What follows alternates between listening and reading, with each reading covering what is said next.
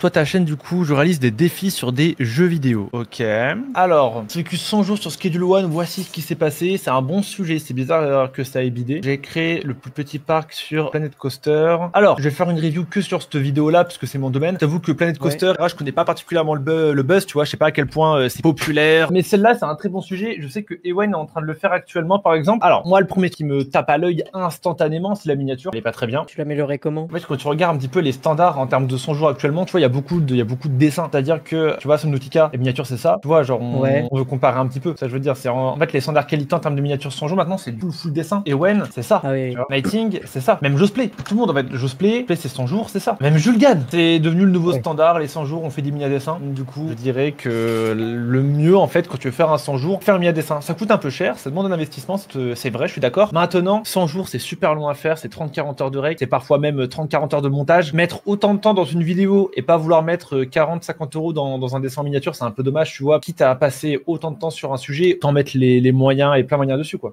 Ça, c'est le premier truc, du coup. Deuxième chose, crée un branding à ta chaîne, tu vois. Fais une jolie PP, mets une petite bannière. Faut quand même qu'on ait envie de te suivre. Alors, je te demande pas d'avoir une PP magnifique, hein. Je veux dire un truc, un des mecs que je connais qui a le meilleur branding, c'est Molky Gaming. J'adore ce mec, je suis fan de lui. Guettez la PP. Mais ça fait partie de la DA. Ça fait partie de la DA, c'est-à-dire que quand tu cliques sur une vidéo, il parle comme un golemon. Ça fait partie de la DA, c'est très bien. Même Killian et Loan, Killian et Loan, la DA schlag, c'est notre DA, tu vois. La PP, bon, elle est sympa. La bannière, c'est moi qui tiens Loan en laisse. Ça fait partie de la DA, être un peu schlagos, tu vois. Mec, à 50 euros la mina, super joli, incroyable. J'aime beaucoup même. À 50 balles la mina, c'est très bien. Du coup, ouais, franchement, hésite pas à checker un petit peu. 50 euros la mina, c'est tout à fait honnête quand c'est du dessin. C'est même très honnête, hein. Les gars, moi, mes dessins, celle-là, elle m'a coûté 120, 150 balles, hein. Elle m'a pas coûté 50, hein. Du coup, vraiment, ultra honnête, hein. Et du coup, ouais, fais-toi un petit branding. Trouve-toi une jolie PP. Ça peut être toi, ça peut être un dessin paint, ça peut être un joli dessin et une DA. Ça, c'est super important. Et apparemment, Planet Coaster, etc., ça marche plutôt bien. Du coup, en vrai, tu peux en refaire, en fait. Tu peux faire des challenges dessus, hein. 28 000 vues. Pas mal du tout, en vrai, pour un truc avec cette miniature-là. Du coup, franchement, tu peux, si jamais c'est un jeu qui te plaît, tu peux tenter, parce qu'apparemment, ça marche plutôt bien. Et surtout, t'as pas de concurrence là-dessus, quoi. Salut, c'est Remax. Tu regardes actuellement une rediffusion de conférences exclusives de Merguez Superstar. On vous en a gentiment partagé quelques-unes avant la semaine de réouverture. Alors surtout, pour ne pas rater ça, je t'invite à t'abonner parce que ça arrive très bientôt. Allez, je te laisse.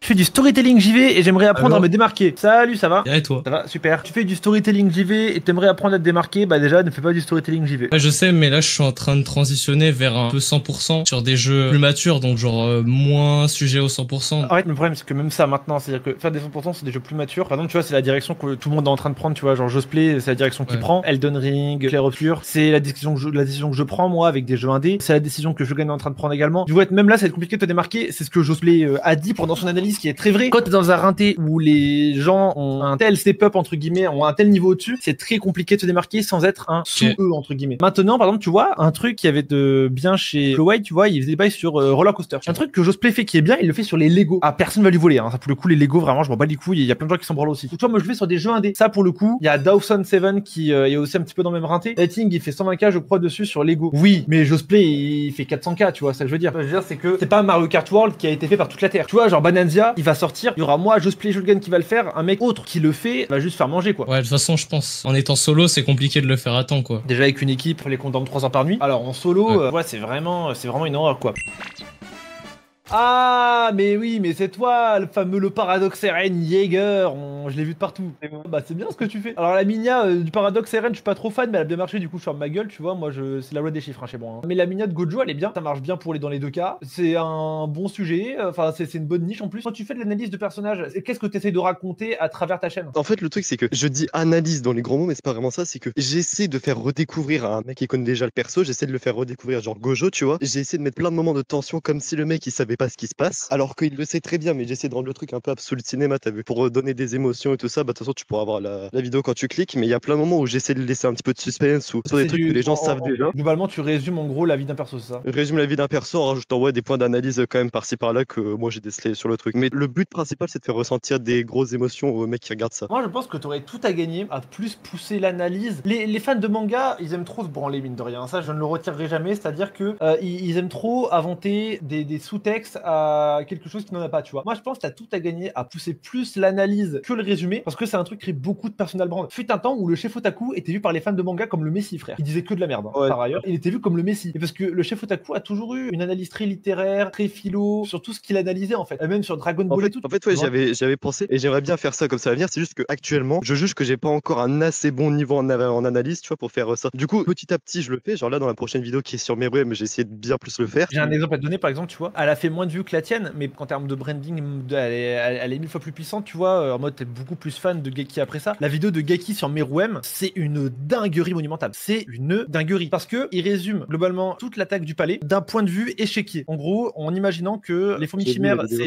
c'est les noirs et Netero, c'est les blancs, et chacun déplace ses pièces comme il l'entend. C'est une Ouais, j'ai vu la dinguerie vidéo. monumentale, cette vidéo. C'est une dinguerie monumentale. Mais cette vidéo-là, je l'ai finie, je m'abonne direct. Elle a fait moins de vues parce que la Minia est dégueulasse, je ne lui retirerai pas. Elle est trop moche. Mais sinon, la vidéo en tant que telle, c'est une masterclass son nom, quoi. Et je pense que t'aurais tout à gagner à tenter de faire peut-être des choses comme ça, tu vois, parce que le souci à faire du Turtoon manga, c'est que Surtout le manga. T'as dit Pour quoi le coup, c'est pas du tout. bah, le truc, c'est que Turtoon, il va faire le résumé de l'attaque des titans en X minutes. Toi, c'est plutôt le résumé d'Eren Yeager. Concrètement, tu vois, c'est le même délire. C'est juste que Turtoon, quand il fait ses résumés, il raconte pas juste ce qui se passe, hein. Parfois, il analyse, parfois, il donne son opinion, etc. Attention, hein, c'est pas un robot qui fait. Alors là, Eren s'est fait manger sa daronne par un titan. Ensuite, le titan, machin. Tu vois, non, c'est l'analyse également, tu vois. Du coup, non, pour moi, que ça, je dis que c'est du Turtoon manga. C'est que, au lieu de que ce soit centré sur l'œuvre, c'est centré sur un personnage. Mais je pense qu'il y aurait tout à gagner à s'éloigner du côté résumé pour se rapprocher du côté. Par exemple, au lieu de résumer la vie du personnage, tu peux résumer un arc en particulier, comme l'a fait. Là, tu vois, tu parlais de Meruem, très bien. Mais au lieu de parler genre d'Eren, tu peux parler peut-être de Eren à un moment particulier et analyser une scène particulière. Tu vois, je dis n'importe quoi. Analyser toute la partie où Eren se retrouve à Mar et dans les camps adverses, etc. Tu vois, parce que c'est vraiment une partie qui est très cryptique que beaucoup de gens n'ont pas compris. Pareil, genre expliquer le Shingeki no Kyojin, tu vois. Alors ça, ils l'ont fait. Oui, Malekita, tu vois. T'as fait le million de vues à chaque Ouais, fois. c'est Ils sont trop bien joués à eux. Mais t'as l'idée. Je trouve ça tellement plus pertinent que résumer la vie du personnage, car beaucoup de gens la connaissent très probablement. Et même si ça fait des bons souvenirs et tout, ça reste limité, je trouve. Et deux, tu peux te créer tellement un branding bad. Genre, les gars, Mush, il a un branding de fou malade, alors que son analyse, c'est Wikipédia. Attention, hein, c'est le GOAT, hein. C'est le GOAT de la miniature. Elles sont trop belles. Et il a fait une vidéo Hunter x Hunter, il résume la vie de Togashi. C'est une page Wikipédia. Et d'ailleurs, il donne 3 avis en mode genre, je pense que Togashi devrait récupérer un dessinateur. C'est le GOAT ultime. Ça marche ultra bien, tout le monde l'adore, tu vois. Du coup, je pense vraiment qu'il y aurait tout à gagner à faire ça, tu vois. Si on analyse comme Yorin avec plus de pertinence, ça peut marcher. Mais bien évidemment que ça peut marcher. Parce que en plus, Yorin, et franchement, je suis désolé, je suis en train de tacler tout le YouTube manga parce que je trouve que c'est le YouTube le plus mauvais de France. On est trop nuls. Ouais, je suis d'accord. Mais Yorin, c'est le niveau 0 de l'analyse. J'ai vraiment l'impression que Yorin, parfois, il balance des choses, il les comprend même pas. Il sait même pas ce qu'il balance. Vraiment, j'ai les vidéos de Yorin, il y a vraiment des vidéos, je les regarde, je me dis, mais il ne comprend pas ce qu'il dit. Mais ouais, je discutais de ça avec un ami la dernière fois et je te l'avais même dit une fois en message quand t'étais en conf. Mais je trouve que le YouTube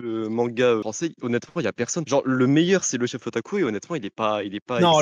le meilleur, je le dis moi, c'est Slime. Slime, il est. Ah oui, non, mais trop je fort. veux dire en termes d'abonnés. Ah oui, Slime, je suis d'accord. Ça, c'est de l'analyse. Ça, je kiffe. Mais tu vois, là, ça parle de My Hero Academia et genre, c'est une rétrospective complète, mais sur ça essaie d'expliquer la raison de pourquoi MHA est devenu mauvais avec le temps. Où est-ce qu'il y a eu une rupture? Où est-ce qu'on est passé du plus grand shonen de l'histoire à la plus grosse merde de l'histoire, tu vois? C'est super intéressant. Du coup, je pense vraiment, tu vois, la vidéo sur Makima, c'est pas un résumé de Makima, c'est vraiment une analyse de Chainsaw Man centrée sur le personnage de Makima. Qu'est-ce que l'auteur a voulu raconter, blablabla, c'est de la branlette. Mais Slime est trop fort. Je parle de la musique de jeux vidéo en général. Pourquoi la musique de jeux vidéo écrase la musique populaire? T'as mis Mario domine Aya Nakamura. Bah, c'était un kiff. Pourquoi pas au final, pourquoi pas? J'avais vu une vidéo trop intéressante. En tout cas, la miniature était magnifique. C'était le secret des musiques des musiques Zelda, je crois que c'est ça, ouais. Ouais, c'est celle-là. La Minia, elle était trop belle et tout. Et malgré tout, ça a bidé. Malheureusement, je pense pas que ce soit une niche extraordinaire, la musique de jeux vidéo. Déjà que la musique, c'est compliqué. Alors, la musique de JV, c'est tellement précis. Dans la chaîne musique jeux vidéo, il y a ça. Ah, on va me faire mentir. Attends, je vais voir. Non, on me fait pas mentir, malheureusement. Si jamais vous me dites que ce mec-là, c'est un classique parmi les classiques et que, entre guillemets, son prime, c'est 32 000 vues, c'est un peu. Peut-être, en gros, c'est toujours pareil. En fait, si l'analyse, elle a pour but de faire passer de 300 à 2000 vues, facile. Si le but, c'est de passer de 300 à 100 000 vues, je sais même pas si la France possède l'audience nécessaire, tu vois. Après, À moi, part si- mon truc, de me faire un peu connaître, composer pour des jeux vidéo, me faire repérer par des game designers. Donc, mon but, Ok, c'est pas donc d'avoir vraiment le 6 000 projet, abonnés. c'est pas le projet 100K vues, c'est le projet joli CV. Dans ce cas-là, compose des musiques. En fait, au lieu de faire des trucs analyse, au lieu d'analyser et de dire genre oui, comment Pokémon a révolutionné la musique, dis je compose de nouvelles musiques pour Pokémon, tu vois. J'améliore ces musiques de Pokémon. Tu prends des musiques de Pokémon qui sont rincées ou alors qui correspondent pas du tout à l'ambiance de la région et tu les refais. Et là, t'auras un bien meilleur CV déjà en fait. Un game designer, il voit que tu sais bien analyser la musique, d'accord. Mais ce que tu sais en faire faire. Ouais. Comme si genre il y avait un monteur qui faisait une candidature au montage chez Kellyanne et au lieu de monter une vidéo, il m'envoie une analyse du montage de Squeezie. M'en fiche, c'est monté. Et du coup, c'est vraiment je crée une BO à un jeu sans musique. Ouais, ça peut être intéressant. Mais tu vois, dans Pokémon par exemple, il y a un truc moi qui m'a toujours un petit peu tendu, c'est que X et Y a des musiques parfois qui sont très médiévales, très MMORPG parce que c'est l'ambiance de la région, c'est-à-dire il y a encore une fois Amphinobi, Blindé Pique et Poupelin pour Ninja,